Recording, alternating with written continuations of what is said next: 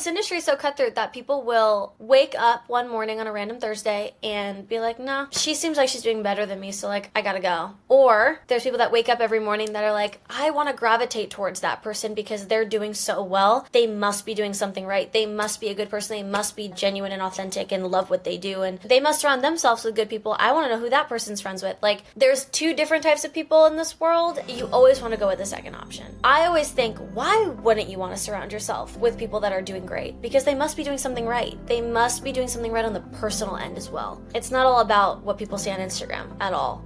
Welcome back. This is From Startup to Growed Up. My name is Alisa Cohn, and today I'm thrilled to welcome GiaNina Paolantonio to the podcast. GiaNina is a dancer, singer, actress, and content creator, and also a savvy entrepreneur who's built a multi-channel business around her creative work. GiaNina started performing professionally at the age of 9, where she landed her role in Matilda the Musical without any prior acting or singing experience. Since then, she's been in the reality TV show Dance Moms, in the movie The Greatest Showman, and has built an enormous following online with millions of followers. At just 20 years old, GiaNina is spearheading a growing enterprise that includes brand partnerships, social content across platforms, and a global teaching tour that she and her family developed and managed together. We talked about the business mechanics behind all of it, how she monetizes her audience without compromising authenticity, how she negotiates contracts and evaluates partnerships, and what it's like to run a business where she is both the product and the operator. We talked about how GiaNina thinks about her brand overall and how she's learned to say no to deals that don't work for her. She talks about what it's like to work with her managers, who are also her father and mother, and the business skills she's built to help her lead this empire. We also cover how she makes the choices that she does to keep her platform wide-ranging and not getting stuck in a niche. GiaNina's clarity and self-awareness at just 20 years old is striking and impressive, and this is a thoughtful look inside of what it means to be a creator and an entrepreneur. Please enjoy my incredible conversation with GiaNina Paolantonio. GiaNina, welcome to the show. I'm so excited to have you. I'm so excited to be here. I'm super intrigued to talk to you. You're a Jersey girl. I'm in Montclair, New Jersey right now. You're originally from New Jersey, but right now you're in LA. Right now I'm in California, yeah.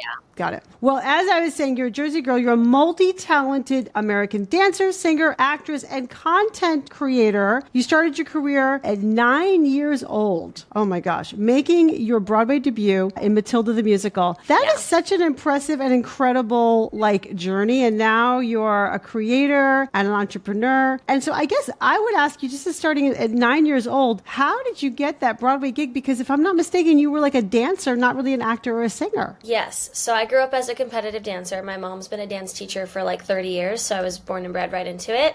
And she tells me the story of this all the time because I was so young that it's hard to remember. But she told me that one of the other dance moms that she knew at the time introduced her to casting networks, which now everybody's on. And she was like, oh yeah, there's an audition for Matilda. And my mom was like, oh, I don't really think she sings. I could always hold a tune my whole life, just having a dancer ear. And acting, I had never done anything prior. I was just a dancer, but very, very, very driven dancer. And so she took me to the open call audition, just like anybody who wanted to go could have showed up. There was hundreds of people there. And after 6 callbacks of one was dancing, one was singing, one was interacting, they were like, we would love to offer you the role on Broadway. And my mom was like, what? And I was so confused because I had never done anything prior other than dance gigs. And so I always say that I went straight from the couch to Broadway, literally just a dancer. And that changed my life. It taught me to be a professional every single day, always on, always doing the right thing. Taught me how to sing, taught me how to act, taught me how to do all of it. I took so many life tools away from that because I did the show for 2 years. So I learned a lot. I grew up with them. I grew up in that environment. That's another reason why I say I think I grew up so fast, is because it was at that age where I was working every day and I loved it. And I still love things like that, but it really came out of nowhere. That was not on the bucket list when I was 9, but that kind of started it all. I can imagine. I mean, it must have felt kind of like a natural thing to you, though. I mean, it's just you're 9 and you're like, la, la, la, and they just pick you. Yeah. And then you kind of jump into it, was there any kind of trepidation at all? Or was there any even just a sense of like, wait a minute, this is unusual? Not at all. I've always thrived a lot off of like pressure, under pressure, all the things. And so doing something that I'd never done prior, whether that was being in the room auditioning and singing in front of a bunch of execs and things like that, I was so down for it. I loved it. I love a good challenge, and that time I did as well. And so I was really, really, really excited to be doing things like that weren't just dance. But then when I was able to dance, it was like comfortable. And so I was able to really shine in that aspect, which to this day, I really do think being such a strong dancer at that age booked me that job, because anyone knows when you're so young, you're moldable to all those things. That's why kids start gymnastics or tennis or dance so young, is because then that's when you like learn. Your brain is so fresh. And so I think they knew I had potential when it came to becoming a better singer and like kind of molding me to what they needed, because I had such a strong background. And so I was so excited that they loved me for that and that they were like open to working with me. Yeah, that totally makes sense. And I can imagine that, you know, when they saw you dancing, but also did you not have like sort of a confidence and a personality that probably came from dancing? They probably knew that you could be okay on stage and hold your own. Yes, at that age and to this day, I have a very,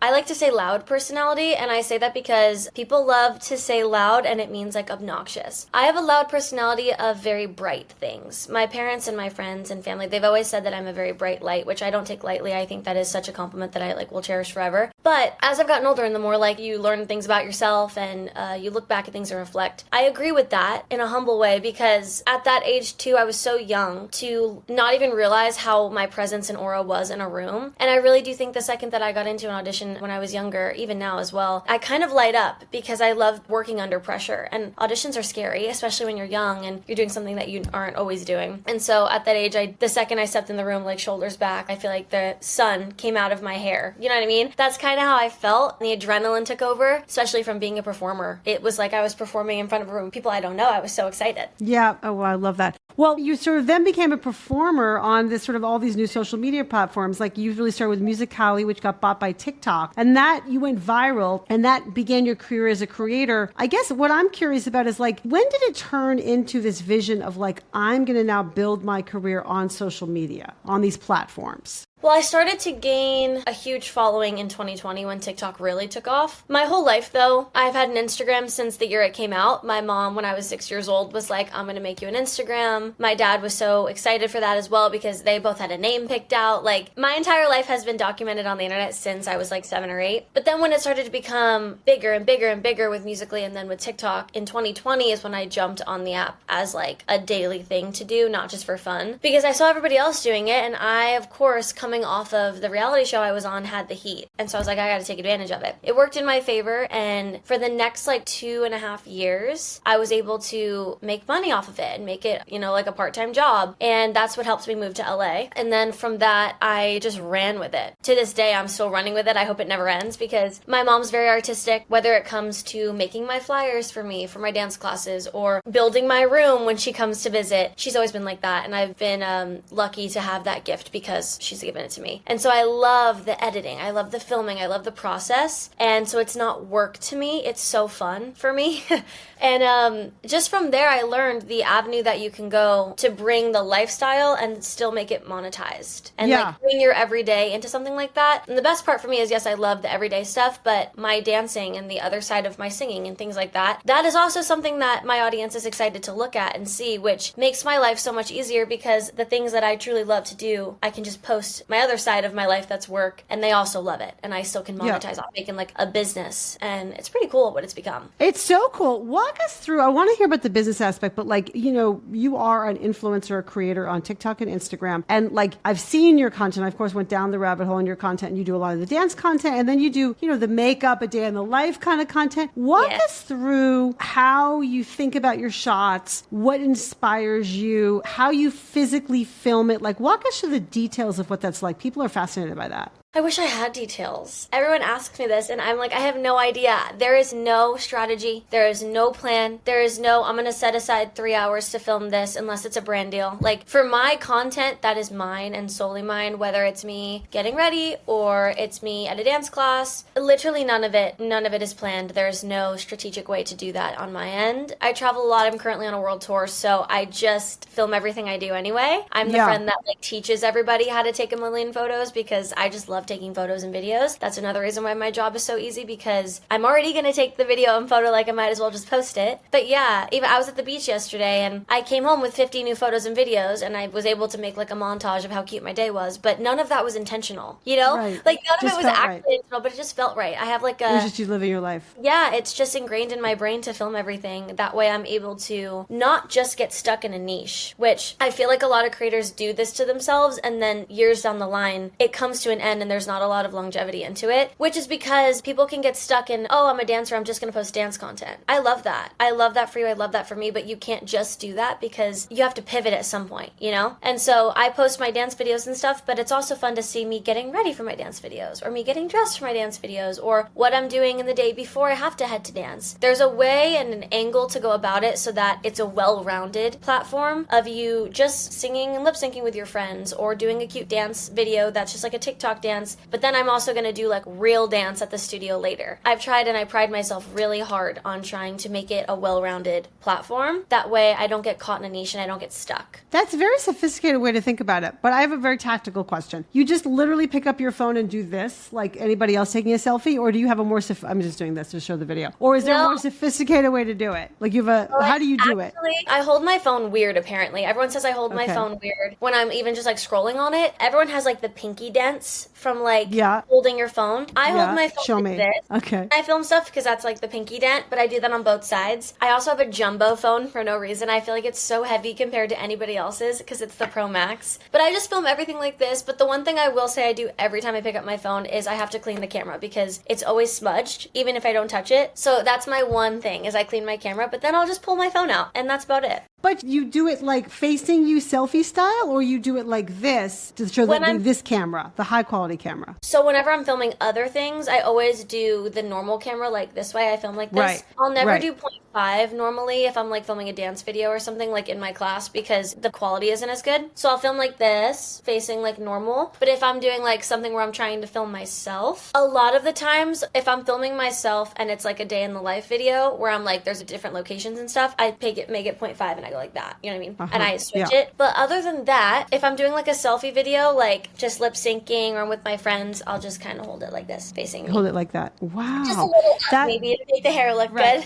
Right, exactly. I know you want the angle. I'm completely with you on that. I think that's fine. And so you also don't have a camera crew following you? No, I also don't own a tripod. Oh my gosh, all these secrets you're spilling. No tripod. Everyone gets a kick out of that. No tripod. I'll just like balance it on my tissue box, or like stack up my setting sprays, or there's no tripod and nothing to hold my phone. I love it. I mean, there's so much authenticity. I'm going to get into that in a few minutes, but I actually would love to ask you, what are the pieces that make up your business today? Like, you have brand deals from TikTok and Instagram or whatnot. You have your dance classes that you teach. You probably are doing other kinds of things. Like, what are the different pieces that kind of bring revenue into that, create your overall business? Well, of course, there's the dance class and the teaching aspect, which is the newer part of my job in the past year, just because I'm a new teacher.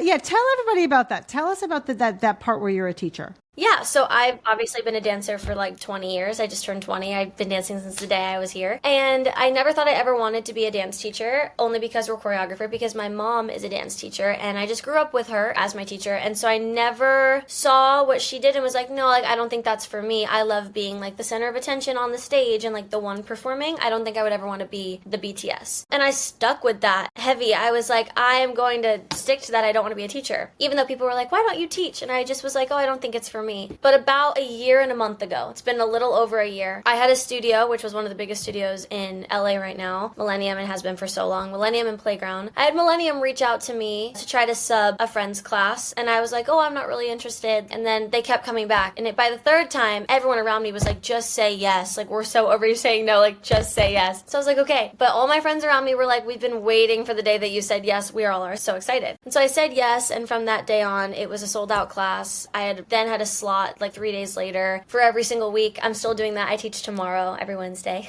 So that kind of took off, and from there, the monetization standpoint of that I was able to turn into a whole business for me was the working with labels and the working with artists to promote their songs and their albums and their EPs. Giving, I'm also on the music end and am releasing music this year and have been in that realm since I was a young girl. Having that now become part and work hand in hand is so gorgeous, because I love that it worked out solely because, yes, I know of the work, the dedication, and the business and the industry that the music is. I'm very well rounded in the dance. But then also, what people sometimes forget when I talk about this is that I also have the content creator portion of it, which is when labels do reach out for you to do a sound promo to an artist's new song. Over the years, my management, who is family, my management has obviously kept ties and kept tabs on like who we worked with and all the things. And what's crazy is that when I started teaching, those labels would just directly reach out and be like, hey, like, we don't want you to do a sound promo, we want you to teach a dance class to the song, or we want the artist to come to the class. And so having that, all three worlds collide, I was like, this is crazy. This is crazy. And this is honestly a dream come true because it's so much more interactive. It's so much more fun for the community that I grew up and like had blood, sweat, and tears in my whole life. Because having the artists come to class and working with those labels and having the labels make me book dancers for things, that is so awesome. And so we've been able to turn it into something like that, which has obviously made the business end so much bigger. So that's been my current life. That's currently why I'm on tour. My next stops are Europe. And so we've been doing this for a little bit now. That is amazing. Now, I know that you're on tour. What tour are you on? Like, what are you doing on tour? So I'm on my own tour. So you know how artists go on tour for their album that they just put out or whatever the thing is? It's not something that a lot of people have done until, recently. I would think in the past few years because of social media. But I was able to put together my own tour all around the world to go to different countries and states and cities and teach, have like whole dance classes with artists, with labels, just by myself at some of the most iconic studios all around the world and meet a bunch of people from everywhere and like become so worldly and be able to do this at such a young age was such an accomplishment that sometimes I have to like let process. But it all happened in literally the blink of an eye. And it definitely was not something that happened overnight because I've been in this industry for so long that it definitely was meant to happen when it was meant to happen. And it was a long time coming. But I feel like I blinked and all of a sudden I was like, oh, okay, so this is now taking over my life and consuming my everyday, which I can't complain. It's dance. It's what I've always wanted to do. Yeah. Wow. There's so much in there. I want to double click on when you said my management is family, right? Yes. So I know that your mom and maybe both your parents are pretty involved with your career. Is that who's managing you? Yes, I do have management. That is like a company that I work with as well. I have agents, of course. But if I'm going to be completely real, my entire life, it has been my mom and my dad. My mom, like I said, is a dance teacher for however long, so many years. And so she's been around. When I grew up, she knew where to take me in New York and all of the things, giving I'm from Jersey, so we always were in New York. And so she's the one that was on casting networks, finding auditions for me. But my dad is an IT guy for his entire life as well. And so he knows the business end. He knew exactly what to hop onto, to grab my handle on everything, to grab my email and my website and all the things. They've had that on lock for years, which if I didn't have them, I'm not really sure where I would be right now because they have helped me through and just with so much. But yes, my dad is my manager. My mom is my momager. She always will be. She drives me everywhere that I need to go. She tags along. My dog will tag along. She also is always on the lookout for auditions and things. She is just as involved. But management-wise, who handles the brand deals, the labels, the calling the studios to book it, calling studios from London, emailing every single person, that is all my dad, Johnny. That's amazing. He is absolutely unreal at what he does. I have never met anyone, a manager or a management, that has ever done more for me than he has. For not being a manager. That's not what he does for a living, but I mean, now it is. I can tell you right now, he will move into that space. Yeah. It's so lovely to see you light up when you talk about your parents, and it doesn't feel like they pushed you in a direction you didn't want to go. It feels like you were all rolling in the same direction. Yeah, my entire life, I've never had like a set goal of like, oh, I want to do this. I've always had a million things, and they all land on different islands, in my opinion. And so whichever one the boat takes me to first is the one that I'm going to end up on first, is kind of how I look at it. But I will end up touching upon all, but it's never in my hands. I always just leave it up to the world and the universe to tell me, simply because I truly do, and I've always believed that everything happens for a reason when it's supposed to happen. And so I was supposed to start on Broadway, but I was supposed to do this, that, and the other thing next, and I'll never take it for granted because everything I've done I've loved and I've learned so much from. I've learned that I loved it, or I learned that maybe this isn't what exactly I want to do for the rest of my life, but I definitely want to touch on it now,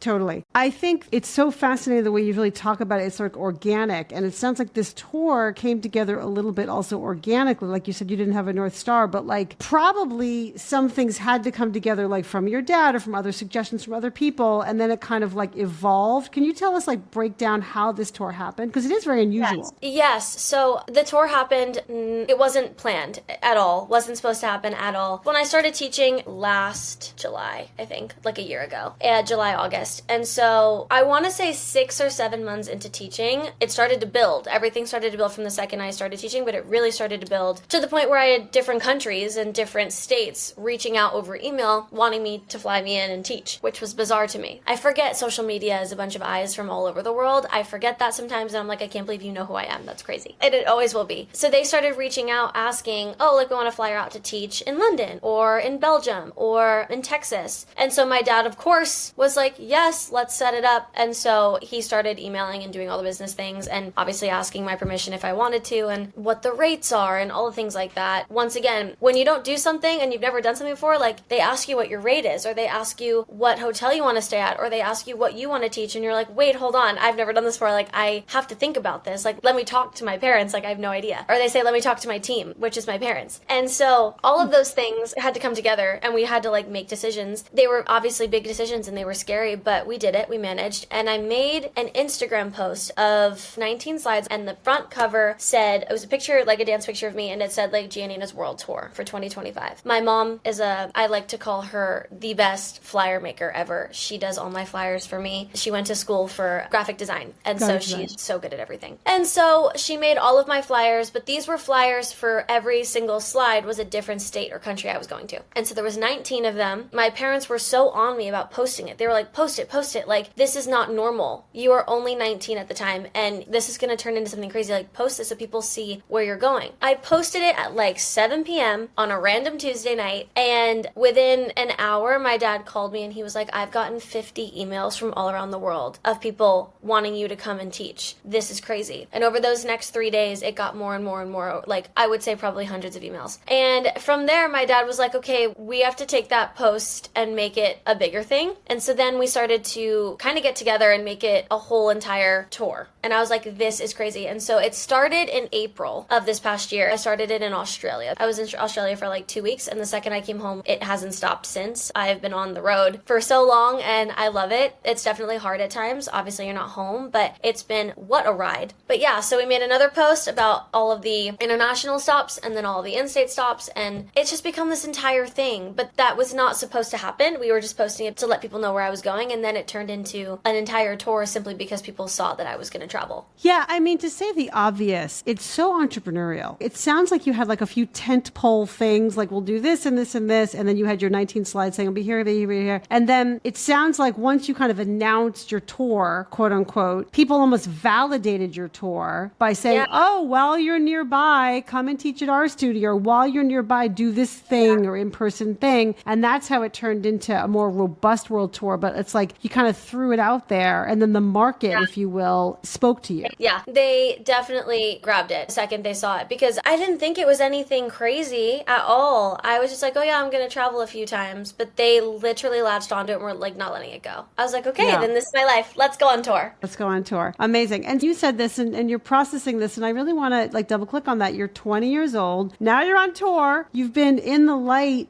since you were 9 years old. I would love to hear what's your inner journey on that. And in particular, what's it like for you to process all this attention, all this brouhaha, and doing a world tour, quote unquote, as a dancer? Yeah, for me, it's very hard to process still, just like what my entire life has been. My parents always say this. They're like, sometimes you forget that you're GiaNina. Like, sometimes you forget that you are this center of attention. Like, young girls and boys, like, look up to you and idolize you and just want to fly to LA just to meet you or just to take your class. And they're like, sometimes you forget that you changed so many lives. And it's true, I really do, because I am such a normal person and I've always been. But even with the limelight being so in your face for so long, it's never changed my perspective on like who I am as a person. I still on the daily want to go get a matcha. I love jelly cats. I just bought 3. Like, if I could every day just go get a matcha, go to the beach and buy jelly cats, I would. Like, I'm so still normal, which I still love about myself, because sometimes people let it get to them, especially people in LA. And I do think a lot of that though comes from the way I was raised and who raised me and the people I surround myself with. Those are things that if I took away, I don't know, like, you are how you were raised, and I appreciate appreciate, and I tell my parents all the time that I was just so lucky to have them in my life. But letting that affect and how I process and all the things as I get older, and the more you like analyze yourself and start to focus on yourself and reflect and all of the things, definitely can get into a deep dark hole of thoughts, for sure, as it would be for anybody. But I've learned that you have ups and downs. I'm going to interrupt you 1 second. When you say you would be in a deep dark hole of thoughts, like what kinds of thoughts would those deep dark ones be? A lot of the time for me, I get overwhelmed very easily. Not overwhelmed in the sense of, oh my God, I'm at the end of my dance class and I'm saying goodbye to these 100 people and I have to take a picture with all of them, or I have to say bye and thank you, I love you, hugs. I love doing that. Like, I love meeting everybody. That is not overwhelming at all. It's not like a public thing. Like, it's more of, I lay in my bed at night or I'm on the plane and I get a text that I have this,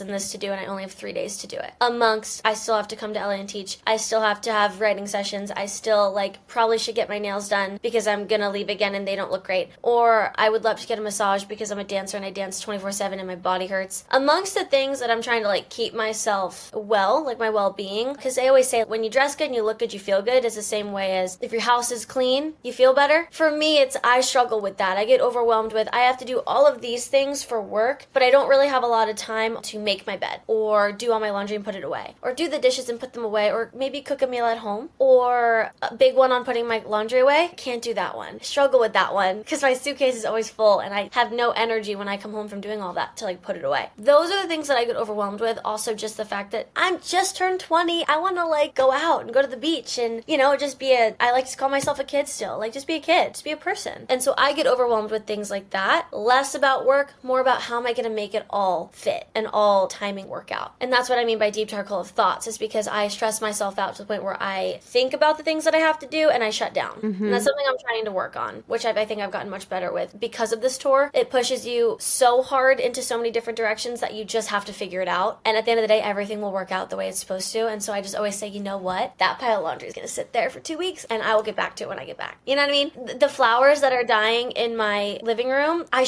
probably should have thrown those out before I left. And now my apartment's going to smell funny when I get back, but I'm just a girl. And that's, you know, I'm going to have to figure it out. You know what I mean? It's those things. It's the normal everyday things that I struggle with, but we're getting there. I think that's so powerful and just such a reminder. Yep, we're all just like humans and have our own, you know, things that are stuck in our head. Like I don't worry so much about like that laundry coming out so much. I have other things that I obsess over. So I think everyone has their own things that they obsess over. But I am curious, like considering that, you know, we're talking to entrepreneurs and coaches and other ambitious professionals, what advice do you have for people to get over their own deep, dark thoughts when that comes up for them from overwhelm? Because we all deal with overwhelm. I really just have been telling myself recently I need to like stop and stay present because I stress out so hard about everything. I overthink everything, whether it's the way someone said hi to me or the way they texted me. Whatever it may be, I stress about everything and I don't let it show a lot of the time, but sometimes I can't help it and it does show. And so I just have been telling myself I need to stay more present and do things every day that are easy tasks that I can do every day, whether that's like writing in my planner or writing in my journal. 2 things I'm grateful for. What I'm excited for tomorrow. Like just things like that, because those are the little things that I can do that are on schedule every day that I can bring with me wherever I am. Because I think for me, I love being on a schedule and my entire life is different every day, which is the worst thing that you could ever think for someone who loves to be on a schedule, you know? And so, yes, I'm very spontaneous. I'm super go with the flow, but like I do really love a schedule. I have a big whiteboard or chalkboard that I write my schedule on every single week, and I don't mind that it's different every day, but I need to know it. And so just the little things that I can have control of, even when I'm on the road, are the things that make me feel better, like writing in my journal, or just little things like that, like little simple tasks. Yeah, I think getting something done in a little bit that is like satisfying to you is always helpful and a grounding for everybody. Yeah, and it gives you perspective. Yeah, and it gives you also a sense of progress and a sense of control. It sounds like it's important for you to feel like you have a semblance of control over your schedule and your routine. Yeah, I'm not a control freak, but like I'm definitely on the verge of being that sometimes in the right situation. In others, I'm like, where am I going and what am I doing? Just tell me what to pack. But some instances when I'm really like on my own and I don't have help around me, I'm also really bad at asking for help, but I've gotten better. I need to be in control of only certain things. And it's really funny what I choose to be in control of. Yeah. What do you choose to be in control of in those cases? like what I'm packing, or I don't like when other people do my laundry for me. Like when I'm home, I don't like when my mom does my laundry. Just, I like having that control. I like the control of packing my own suitcase or picking out my own outfits. I just don't like when that's done for me, even though it's a simple task that would relieve so much stress if I just had let her do it because she wanted to do it. But she looks at me and she's like, why do you care? And I'm like, I just care so much. I don't know. It's little things. I don't know. Yeah, well, it is funny what we sort of care about, what we decide we care about. But one thing that you talked about is kind of like if someone texts you funny, you know, or like if someone looks at you funny and it stresses you out. And that's also normal. But you're exposed to, 4 million followers on TikTok alone, to say nothing of like all the other, you know, cumulative followers you have. I mean, what's that like when you're subject to criticism or mean comments or that in such a public, you know, with such a scaled view? Yeah. So, you know, that's the difference, is because I don't know these people personally. A lot of them like want to say crazy things, don't even have a profile picture. And so I love to say, like, I've seen this all over social media, but like, this is my page and like my home. And I kind of think about it like, would I ever let anybody into my apartment that said anything like that or acted like that? No, because it's my home. It's my space and you're not allowed in it if you're going to act like that. That's how I think of my socials, is like, you can't come on my page and talk like that and say things like that in my comments or make videos about me like that. It's my page, not yours, kind of a thing. Like, you're not allowed in this space. And so that's why there's a block button and a comment filter button. But yeah, I've been so exposed to everyone's opinion because everyone's entitled to their own. But I've been so exposed to so many opinions my entire life that I really could care less about people that I don't know. I value the people that I do know. I value their opinion, of course, because they're in my life, because I chose for them to be in my life, and I obviously value them as well. So I would love for them to have only good things to say about me. So the people that are in my life are the ones that I would stress out about. If like a text sounded funny or there was a period at the end of the sentence, like that would make me nervous, you know? It's such a generational thing. It's so hilarious. Yeah. I totally get that. A period at the end of a text. But I really love, I mean, you're so enlightened. My God, like the idea that, you know, you are not going to really listen to other people who are frankly strangers, and that really what's important is like your IRL connections. I was going to say, even thinking of the way of the people that are in your life, but like not in your close circle, but that you have to see at work or something like that, or you see at the coffee shop, whatever it may be. I also always try to say when I see comments as well is like, oh, I might know them in real life and they're commenting things like that on a video or they're acting like that, but like, would I take advice from that person? Because if I wouldn't take advice from that person, why do I care what they're saying about me? Because we are two different people, obviously, on two different, you know what I mean? Not two different levels, but we have different maybe morals or things like that. Like if I wouldn't take advice from that person that's commenting things like that, like why would I even listen to it? Why would I let it affect me? So enlightened. I really have to tip my hat. That's so enlightened. But on the topic of your people in real life, how do you maintain your friendships and connections with such an intense schedule? It's actually been a very new thing for me to figure that out. In April, like started, and it just has gotten crazier and crazier. Like I just got back from a 7-day trip, but I taught 9 times. I was doing a news interview. I was seeing a friend's show. I was just trying to go to the beach one day. It was a lot, only in 7 days. I left and my mom was like, I have to sleep for 3 days now. You made me so tired. But just balancing all of that has been something that I'm trying to learn. Whether it's, I have to balance my in-person work of teaching, but then I also have to figure out when I'm going to make up the combos, but then I also want to see my friends, and I also want to see my boyfriend, and I also want to go home and see my family, and I also need to just clean my apartment. There's a lot of things for my time to be split up into, but also you have to be respectful of others' time as well, because everyone else has so much going on in their life, especially in LA. Everyone's always on the run. And so having schedules align is something that I laugh at now, because I used to say like, oh, do you want to have a play date later after school? And it was like, yeah, let's do it. Now as an adult, it's like, oh, when can I see you? 3 weeks from now, let's put it on the schedule. You know what I mean? It's such a real thing. Like I can see you in September, but not in August. I'm sorry. Like it's just funny things like that I just never thought that I would be a part of as a 9-year-old. But now I'm getting used to it. I'm trying. I also am now at the age where I've learned that you also have to make time for just yourself to do the things that you want to do. You can't just like let everybody else's opinions and, oh, I want to see you. Oh, I want to see you. Oh, I want to do this. You can't let anyone push you into doing things like that, because you're only you and you only have one life. And if you're going to let people push you into things you don't want to do just because you're afraid of saying no, you're not going to love your life anymore. And so it's totally okay to text them and be like, hey, like I actually really am not in the mood to hang out, or hey, I can't, I have work, or whatever it may be. You don't have to make it all work all the time. I think just trying to, within the chaos, only say yes to things and only plan the things that make you happy while still trying to be respectful of everybody else's time whilst they respect you is something that you learn in your 20s. 20s, and I'm getting there. Yeah, I mean, you learn in your 20s, but again, like in such a public way, it's very interesting. And it must be very challenging because there's also this aspect of like everyone wants a piece of you. Yeah, for sure. Sometimes it does feel like that. It sounds like kind of off-putting even saying like that, but it's true. Sometimes I'm not even talking like normal friendships, I'm talking even business stuff. Like sometimes everybody wants a piece and you're like, I can only be in so many places at once, and you don't want them to think something like, oh, you turned it down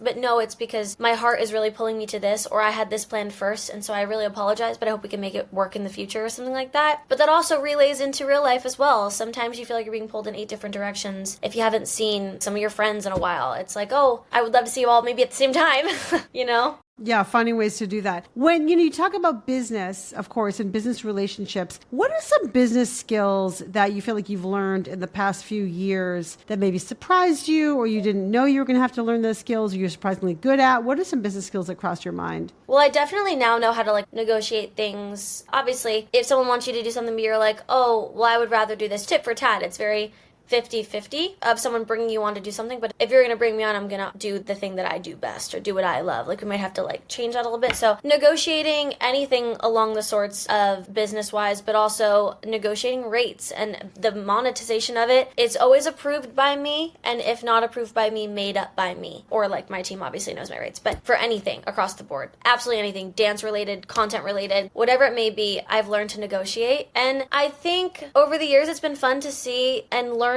and not be so heartbroken having to turn something down because it doesn't fit your brand. There are certain brands I will work with and there are certain brands that I won't work with, but that's because my image is my image, and like it doesn't always fit everybody's mold. And it's okay to turn things down to withhold the right image for you. You never want to be someone you're not or promote something that you would never do in real life. Yes, every content creator can say that they've been paid to promote something or a pair of jeans that maybe didn't fit them perfectly, but the campaign was that or something. Like, okay, everyone's been there. Everyone also needs to make money, but I would never promote something that I truly was like, I would never use this, or yeah, no, like it actually doesn't work. Like I also just think that my image and brand isn't very like product, it's not always product used, it's everyday lifestyle use. And so it would always be like useful or helpful or something that's very Gen Z, that's something that everyone's wearing or using. I try to keep it within the right realm. And so I've learned also to say no to things. I think it's such a powerful thing to realize that you have to say no to some things because you're really focused, you're honing your brand, you have, it sounds like a strong sense of your brand. Is there a time that you might have been offered like a lot of money or a lot of something that was like really attractive to you and you just kind of had to hold your nose and say, no, this is not going to work? And you don't have to say the name of the brand, but like, can you give us an example of that? Yeah, there's been a few times where people will just like throw money at you. And I'm like, sometimes with these campaigns, there's been a lot of moments in this specific like situation where I've seen that brand and they're throwing a lot of money at me to do slim to nothing because like filming a video is not hard. I'm very grateful for my job filming, and there's parts of it that are very stressful and hard of,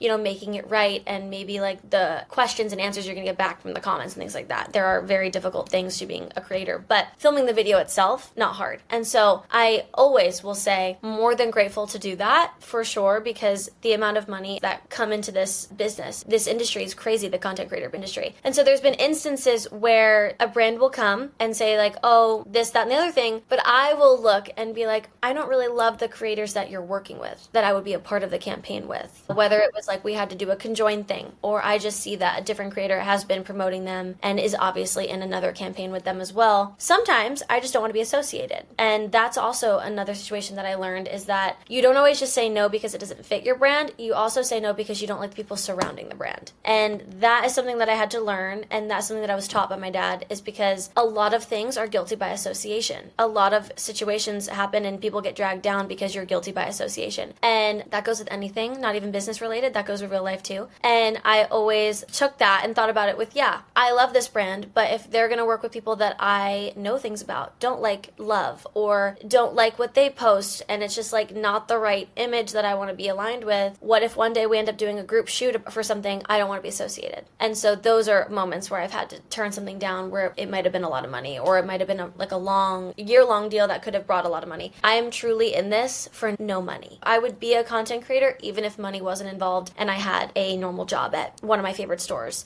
I have never been in it for money, ever, a day in my life. To this day, it's just like not what drives me to do what I do. I just find it so fun. Well, I mean, it's just so heartwarming to hear you say that. And I think it's very powerful and super important to recognize that you are the company you keep and everybody sort of thinks of you and the company you keep. And so you have to think about not just the brand, but those people as well. But then you also listed out a set of things that like it takes to be a creator. You've got to think about the brand deals. You've got to think about the people who are involved with the campaign. You've got to film the video, all those kinds of things. What are some common misconceptions you think that people have about creators or influencers that just turn out not to be true at all? Yeah, people think that it's just like this everyday, super easy thing to be criticized and put your life on the internet for everyone else to have an opinion on. I could brush my hair the wrong way and people are like, I don't think she brushes her hair. And I'm like, oh, okay, so now we have an opinion on how I brush my hair. But the hard part about the content creator life is, one, putting your life on the internet for everyone to have an opinion on. Two, the editing process of things. Sometimes people go into depth and like are crazy with edit. I mean, I hire editors all the time because I just don't edit the way that they do because they are phenomenal at what they do. But there's that portion of creators as well that do the editing to a crazy extent themselves, which takes a lot of time. I was posting on YouTube every single week and it was so hard for me to keep up with. I was doing Week in My Lives, which is like you film every single day and then the last day you edit it all and then post it the next day, which is so quick turnaround. And with having slim to no time already, it gets to be a lot. But the other part of it is the business aspect of the creator part that people are like, oh, like you just get money thrown at you to do this, that, and the other thing. Like, no, you actually have to go through the contract as well with you or your team and look, well, how long does the link need to be in my bio for? Because I have another deal coming. Or is this a competitive brand with another? Can I work with Adidas and can I work with Jordan? Or can I work with this coffee company and another within the same year? They might be 6 months apart, but that is in the contract. You can't work with another one for 1 year, for 7 months and 1 day. You can't post with this logo on because you're working with Nike. You can't post with this one logo that is our biggest competitor. You also have to like really go into consideration and like look and have your team read through and the legal things of all of it, just because it's like, oh, I'm gonna have this post go out on Instagram, but are you gonna take my content and put it on your TikTok? You're paying me to post it on Instagram, but are you gonna go take it and post it on your TikTok or your Instagram or your story or your shorts? Because that's also something that I would have to be paid for. It's really being aware of everything and not signing your life away and like the future being messed up now. It's just very much like you have to keep everything into consideration, which is another part, and a lot of time and thought goes into that as a creator, especially your team. That's why you have to have such a great team behind you to have your best interest in your back. Yeah, I was going to say, does your dad go through all those contracts, or do you also have an attorney who goes through everything and then also kind of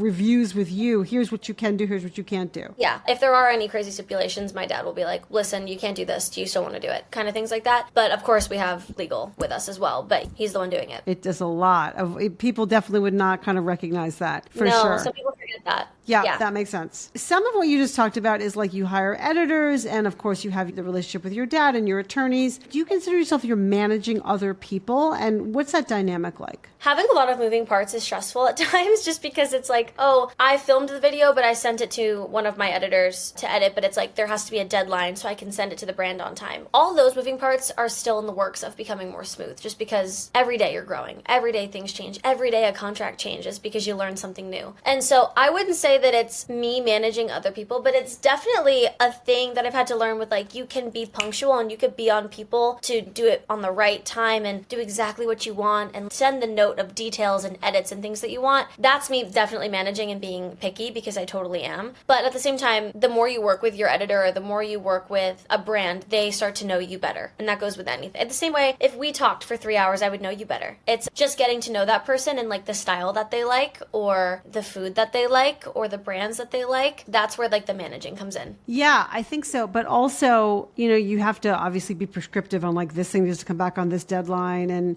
you probably other people doing things for you. And I think that it's an interesting journey, again, for all entrepreneurs, and you as a creator kind of getting bigger, the notion of like having to manage a process and having to manage people and having, as you said, different moving parts together. And I think that just sounds like it must be a lot, but you sound like you are handling it pretty well. Thank you. I mean, there's always room to grow with things like that, and a smoother look at it and less stress on everybody's end, which I think comes and will come within the next year or so, which is having a bigger team and having more moving parts and more people involved. Because at the end of the day, the bigger you get and the more, as in not like popularity wise, that comes with it, but I'm saying business wise. I mean, the people that own some of the biggest businesses in the world aren't always famous. They don't always have a huge following. They are just behind the big following, if that makes sense. And so having a team that you trust and would give anything to and fully are like, just please deal with it, I can't today, is something that I think needs to happen, but definitely in the next year. Yeah, for sure. So for the moment, it sounds like you have a bunch of freelance editors and people who are doing some things, but really your team is your mom and your dad, and you're on the cusp, it sounds like, of hiring some more people to be more involved. Yes, I do have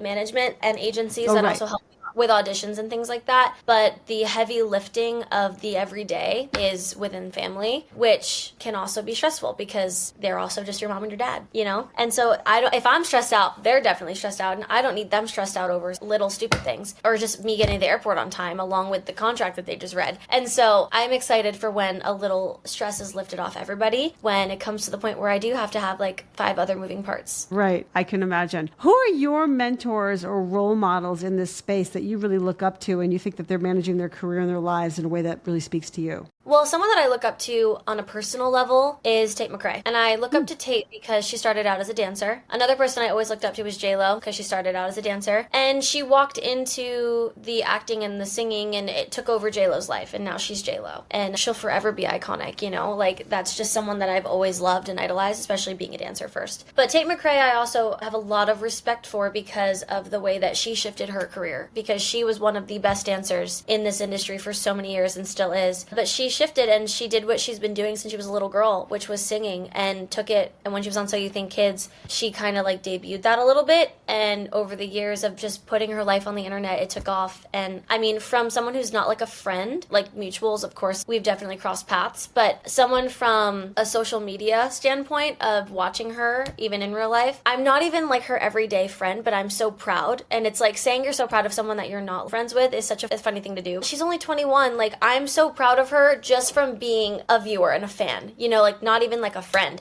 because that is such a hard transition to do, especially like she also has a family and a brother and was in a public relationship or is in a public relationship. Like, there's just so many things. And so watching that evolve and now watching her on an arena tour, I can't wait to go watch her in concert. But I idolize her. There's so many dance choreographers that I idolize that I grew up taking from that now I'm teaching on faculty with. It's like been such a crazy journey and like a surreal moment for me. Yeah, I can imagine. And I guess I'm curious, like, do you ever feel pressure because you've been so successful, again, from quite a young age, successful and then public, and you've built this social following. By the way, do you think you're more famous from your reality TV show or from this whole sort of social piece? Like, how do you think about that? It really came hand in hand. It really did come hand in hand. I had a following before I was on the show, but the show skyrocketed even more. And then from there, I took everything I had and ran with it and built 3 times of that. Got it really, so it's it kind was of all a my flywheel. talent. Yeah. Yeah. So do you ever feel pressure like, this is going to, end in some way, or I've got to in some way come up with something new because of the success you've had at such an early age? I haven't really stressed out about that one, only because it's been 10 years in the making, and I definitely, though, when I was 18, had a moment of like, what am I doing with my life? For sure. But I prayed, and whatever happened is what happened, and it changed my life, which was I was stressed out because I felt like I didn't want to just be an influencer, and I didn't just want to go to dance every day anymore. I wanted more for myself. I knew I was worth so much more. I knew that I could show and do so much more, and I love being busy, for sure. I've always loved being busy, and I love working, but there was a point when I was 18 where I was like, I'm bored, and I feel like I'm not doing enough, and I just like know I have so much potential to do so much more. And I prayed, and I just sat there, and I waited for it, and I did what I could in the meantime, and bettered myself as a person and what my craft. And all of a sudden I looked, and it was a Wednesday, and I was like, oh, now I'm teaching at Millennium. Like, that's crazy. And I blinked, and I was working with a label to make music now, and it all just kind of happened. But I did have a moment like that where I felt pressure from no one but myself to do more. From the outside, it looked like I was doing more than enough, and everyone still loved me and was proud of me and idolized some kids, and I just felt like I wasn't doing enough. But at this moment now, I just know that there's so much to come. I can feel it brewing. There's so much in the works that people still don't know. There's also so much unknown that I have no idea. But I'm so excited for that because my whole life has been the unknown. I've had no path that's looked like this. It has been so up and down, side to side the entire time, that through a pandemic, through everything, all of the sorts, I just know that 10 years from now I'm going to look back and be like, wow, I had so much faith in myself, and it really does come from like just believing and trusting in yourself. Where do you think you got that from? Is that from your parents who kind of instilled that in you? Is that from some sort of sense of like God, or where does that faith come from? It comes from both of those things, along with my whole life. My mom has always been the dance teacher and the mom to praise her children and lift up her children. She's never been the mother to be like, nope, can't eat that. Nope, probably shouldn't wear that. No, I didn't really like your solo. You messed up. Like, as my teacher, I would come off from forgetting it or messing up, and she'd be like, I thought you did great. Shake it off. Go put your next costume on, you know? And so my mom has, and my dad as well, but I'm saying my mom because like a mother-daughter relationship is like no other, especially when you're a teenage girl growing up. But she's always been the uplifting parent along with my dad. They've always been obviously like held me to high standards and been hard on me, but I think I hold myself to higher standards only because I'm so hard on myself sometimes. But yeah, they've always been so uplifting and so positive and never been one to like drag me down. If anything, they've just grounded me to be humble. But yeah, I've always had a very like glass half full. Is that the saying? I've always had that energy. I've always had like the sunshine energy and aura. I've always had the bright personality, the loud personality, the very, very believe in yourself, faithful personality. And it comes from how I was raised. That's where that goes back to. You don't wake up one day and you're not just like that. Some people are, but a lot aren't, and that really does come from like your home ground. I think that's true. I guess I'm curious, do you have any advice for people who want to cultivate that more sort of, faith-based, I don't even mean, again, I'm not necessarily talking about religion, but like your faith in yourself or your intuition leading you, kind of like life? It really does come with surrounding yourself with the right people. And that is I say that vaguely because in every year of my life, I have lost people and I've gained people. Every single year of my life, every year, since I was 9. What's funny is since I started working, there's people that dip and people that come in when you don't even expect it. And I think finding people that make you feel the best after you're done hanging out with them or when you work with them or when you FaceTime them, the people that make you cheese like a little girl are the people that are like, oh, like, yeah, a lot of it is also like the nostalgic feeling of when you were a young girl, young boy. Like that feeling is such a good feeling when you hang out with people that remind you of home or remind you of your mom or remind you of your dad or remind you of one of your favorite parts of your childhood or love the things that you used to do or currently do. It's really just finding the right people. And I say that as I still haven't found the people in my life that I can be like, oh yeah, like they're gonna be this, that, and my wedding and this. Like, no, I'm only 20. You're going to lose people until you're 65. You're going to lose people and you're also going to gain people. And the people in my life right now, I love to pieces and I hope that they stay forever. But you just never know in this industry. People switch up on you like it's nothing. They blink and they wake up the next morning and they're like, yep, nah, I'm over it. And I'm just like, oh, like, let's just throw that away, what we had. And so What do you mean? What do you mean switch up on you? What do you mean by that?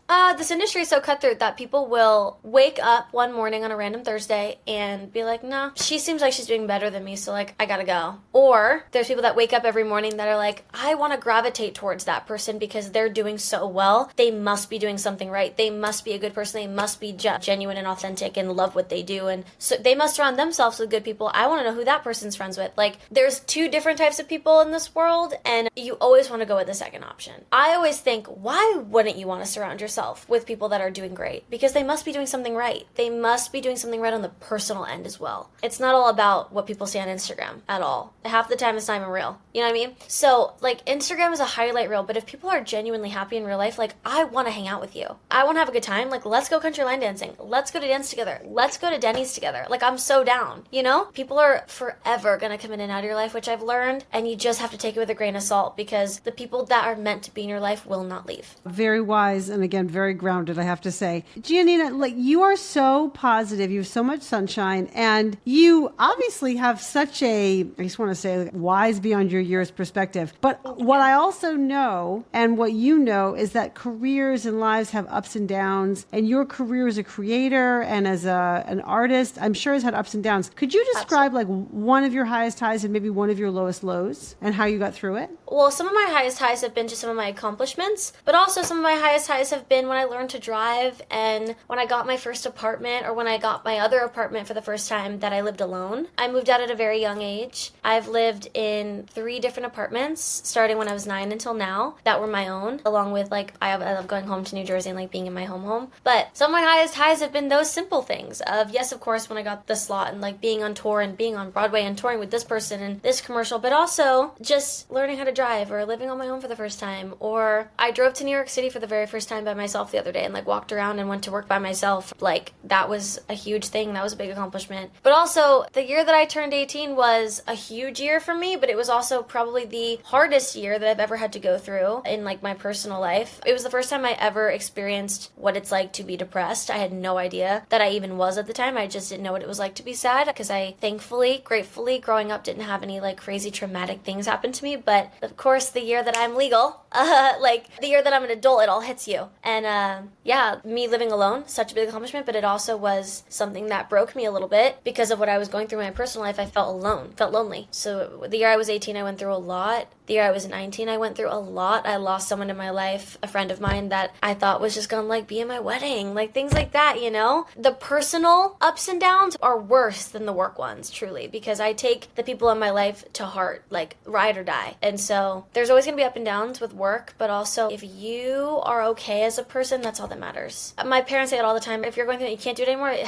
all comes to an end. We can stop it right now if you need to. You just say the words, you know? Especially with a business that is all about me and ran by me. If I needed second, it all comes to a stop, you know? Yeah, I mean, I can imagine that. How did you handle your sort of, being so visible when you were having this sort of upset and depression and sadness and maybe loneliness and isolation, but still you had to like post on social media? How did you handle that? I handled it by obsessing over my apartment. I obsessed in the sense of I had no energy or like I didn't want to get up and go to dance at the time. I just did not want to go to dance. I would sleep like 12 hours and then I would wake up and then I would get ready for the day. And then by the time I was done getting ready, I like needed a nap. I was like, okay, like, that's not good. And so I didn't want to go to dance, but instead I learned how to cook a little bit. I would go on TikTok and I would find cute little like breakfast recipes. I fed myself really well in that time. I started going to the gym. It was Christmas time at this time that I was going through a lot. And so I decorated my room in like every Sunday because I was like not traveling. I made it a thing to film a video and the lifestyle video of me doing things around my apartment. Like I would clean my room, I would vacuum, I'd do laundry. I love doing all of those things, I really do. But the reason I don't right now is because I have no time.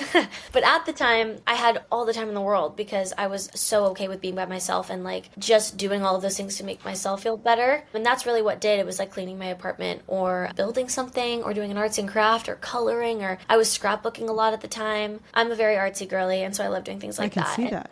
Yeah. Yeah, that's what made me feel better. We're doing things around the house like that. Yeah, I love it. Just a few more questions. Have you ever experienced imposter syndrome or severe self-doubt? A little bit. Yes, a little bit.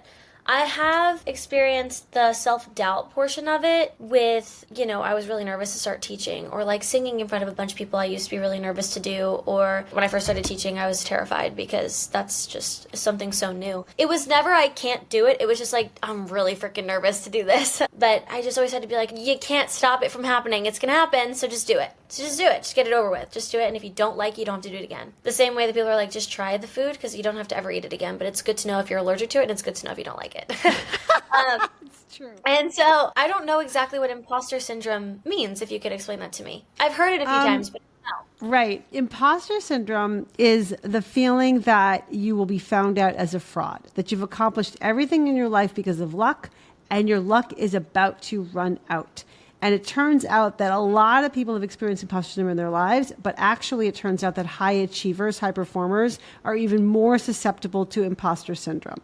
But you are the second person I've had on my podcast who has said to me, I'm not sure what that is. Can you define that for me? It's really funny. Your explanation, I could tell you I've never had that feeling, ever. I can fully humbly say I have worked my ass off my entire life to be where I am right now, to be living in this apartment, to be living in this state, to have the life that I have, to live the life that I do, to wear the clothes that I wear, to be able to go to the beach any day that I possibly could. I truly have worked my butt off to be here, and I know that it will and has been paying off, and my whole life it's paid off. But this is just the start. I can feel it. It is just the start of a crazy change, a crazy big life career. And so there is no way in hell that this happened just by luck, ever. It did not happen just by luck. Amazing. So inspiring. I love it. What do you wish you had known earlier on your journey? That I was going to lose people that I loved, but you learn so much from it. What did you learn from it? I learned so much about myself. I learned boundaries. I learned self-respect. I learned evil intentions and people's motives. I learned people aren't meant to stay in your life forever. People are just supposed to stay for chapters. I learned that, as dark as that is, that nothing lasts forever unless it's really meant to be in your life. And that I sometimes tend to forget that I would be in college right now if I wasn't living the life that I'm living. And the people that you see in college are also going through the exact same struggles of losing friends and making friends and having a boyfriend or doing whatever it is. Like, the only difference is that mine is public on some of those things. And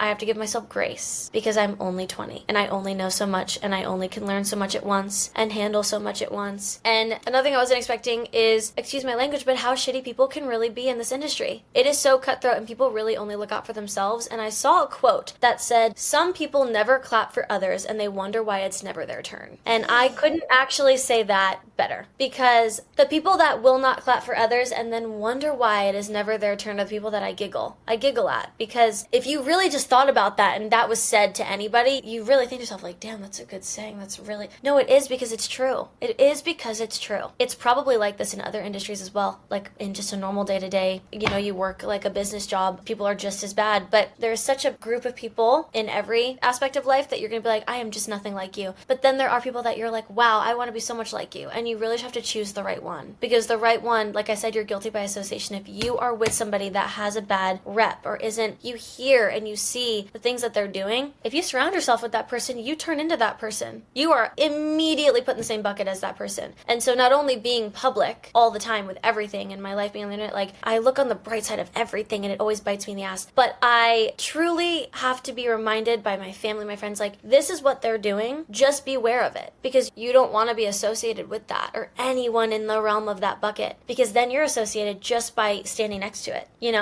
And so I just wasn't expecting to have to be so tiptoey, and if that's even like a little word, I wasn't expecting to have to tiptoe around things like that and be so careful with just like being a girl that's 20 and wants to make a friend, or wants to talk to a guy. You really have to look on, well, what's the motive? Is there a motive? Like, what's the past? Like, what do other people know? Like, you really have to like scope it out.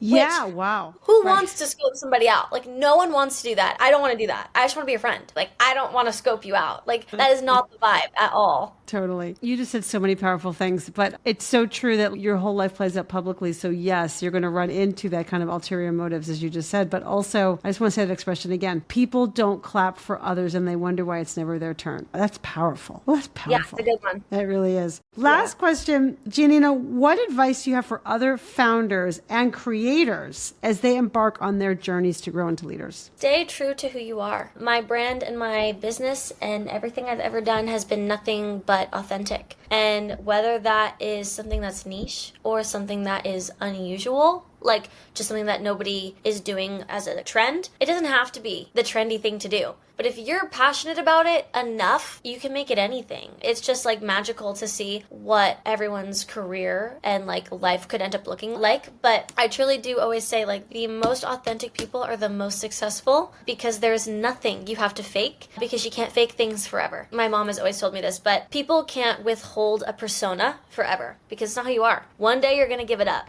One day people are going to see right through you. All of the darkness always comes to light when there's things that aren't authentic and things that you're promoting or you're doing that aren't actually what you do. And the things that you preach, if you're not actually doing what you preach, everyone's going to see through it. It might not be right now. You might be successful right now, but 3 years from now you're not, It's the same way that people always say, like, just tell the truth. There's nothing better than just telling the truth. I have someone in my life right now that tells me this all the time, but they're like, there's nothing better than telling the truth about any situation, because lying it is digging holes. And I think that's the same thing with creating a business or creating a profile, is like, just be who you are, because you cannot withhold a persona forever. I love it. Be who you are. That's amazing. GiaNina, where can people find you? Where should they go to find your dance content, your day in the life content, you're putting on your makeup content, your brand content? Where do they should go? All my socials are the same handle, so every single platform that's probably already on is what I'm on. Just my name, my first name, GiaNina, is everywhere. Amazing. Go look her up. She's so fun. Thank you so much for joining me today. This was a great conversation. I really appreciate it. Thanks for having me.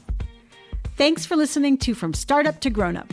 If you like what you heard, give it a review on Apple Podcasts so other people can find it. And if you know of a founder or someone else who is meant to be on this podcast, drop me a line through my website, alisacohn.com.